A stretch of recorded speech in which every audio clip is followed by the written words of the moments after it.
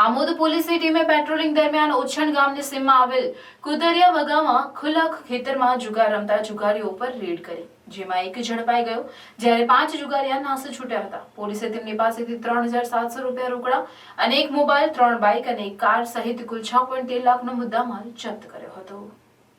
આમોદ પોલીસની ટીમ વિસ્તારમાં પેટ્રોલિંગમાં હતી તે વેળાએ કુદરિયા વગામાં આવેલ બશીર ઇસપના ખુલ્લા ખેતરમાં કેટલાક શખ્સોએ જુગારની મહેફિલ જમાવી હતી તેવી બાતમી મળતા આમોદ પોલીસની ટીમે સ્થળ પર દરોડો પાડ્યો। પોલીસને જોઈને જુગારીઓમાં દોડધામ મચી ગઈ હતી। જો કે તે પૈકીના માત્ર એક જુગારી ઉપેન્દ્ર ગોહિલને ઝડપી પાડ્યો હતો, જ્યારે ત્યાંથી અન્ય 5 ભાગી ગયા હતા।